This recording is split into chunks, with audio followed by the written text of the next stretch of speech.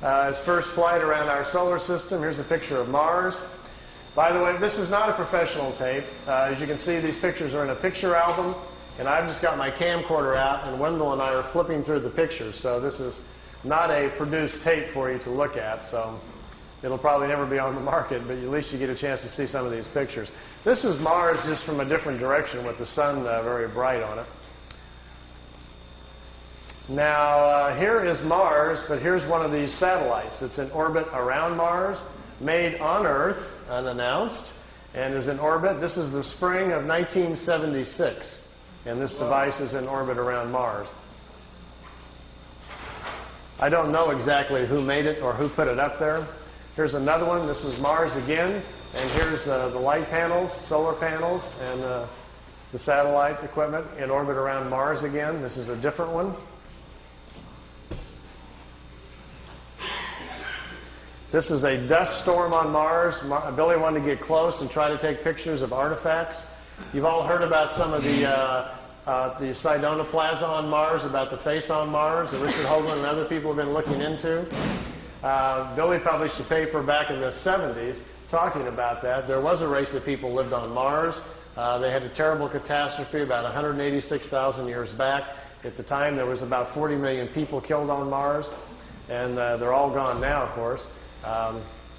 So there were societies there, and we will find quite a few remains of their civilization once we get up there. Here he's on board one of their large motherships. This is the side or the edge of a saucer that was parked inside as he was walking by it. Here's Jupiter. Here's the mothership in orbit. They're flying into it to go aboard. It was 17 miles high and about 10 miles in diameter. He spent 3 days on it. They went to different places in our galaxy to show him around. This was the craft that was right in front of him as they were flying into it. He took a picture of that one. Here, again, is back at Mars. These aren't in any particular order. Here's another object in orbit around Mars, and look, here's an American flag on it. So there's a couple of things that they've put up there that the military's put up that we don't know about. This is a picture of Billy in a suit. He's on a prehistoric planet to see the dinosaurs. He's got a breathing apparatus on. This is a Pleiadian man, and they've stepped outside of the ship so he can see the animal life on this prehistoric world. Got his picture taken, too. That's pretty good. This jumps back here to, remember the Apollo-Soyuz hookup, us and the Russians back in '76? Billy asked him if he could go up and watch it. They said, okay. They took him up. There's several pictures here of the Apollo-Soyuz hooking up with Earth in the background. Some of the wildest pictures he's got. I mean, just look at the vantage point. The planet's in the background. How else would you get this picture unless you were up there at that particular vantage point? Not a lot of people have that in their photo albums, you know. You can imagine that people at NASA would crack up, you know, if you... They'd probably find it a little hard to believe at first, but they don't have pictures like this. Here it is when it's just hooked up. There's Earth in the background, and here's the two capsules coming together. This is the top of the mothership. There's windows, but there was nobody in the windows as they came into it. We really missed out here. Billy shot, he said, 3 or 4 rolls of film inside the mothership, talking to people and going up and down the halls and so forth. He lost all of the pictures. They were all stolen from him. We've only got 2 or 3 of them left, and they're really practically nothing.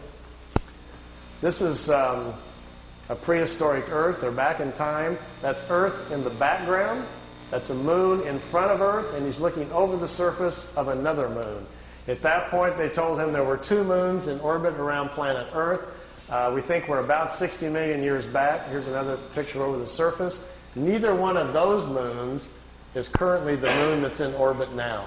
The moon that's in our orbit now, they say, has only been there around 5 million years. Look at this one. This is another piece of equipment in orbit around Mars, and it's huge. It's like a space station. And it's in orbit around the planet. It's also from Earth. We haven't heard anything about that, have we? Here's the dinosaur pictures. Billy's back inside the ship, and there's a viewing screen in the craft, and he says he's taking these pictures. Here's our first dino. He's got kind of gold-brown skin, got large hind legs, short forelegs, and a head that looks kind of amphibian, like a vegetarian type. Here's the second one. There's a bird here apparently dropping some food or something.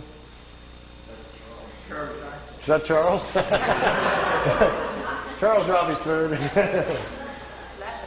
This one's pretty hard to see. Here's the head of some sort of creature crashing through some bushes here. It's hard to tell. I know it's probably hard to see these anyway from back there, but just the idea that someone could actually go back in time just really gets my brain going. There's a bird. There's these eyes, some pretty nasty looking teeth. And the last picture after this one is the strangest of all. It's a plant that has an insect head. Billy calls it a plantum.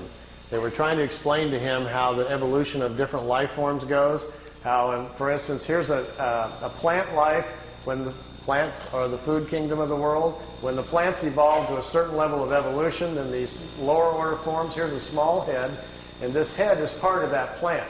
There's these two little eyes. It's an insect, the beginning of insect life on the planet when the food kingdom has evolved high enough. There are 7 different stages, they say, of spiritual energies or creational energies on a planet that create the many different kinds of life forms. There's a transition from one kind to the next. Ours is the 7th or the last one. We have to wait until the animal kingdom has raised the evolution of the body material high enough so our cycles can start.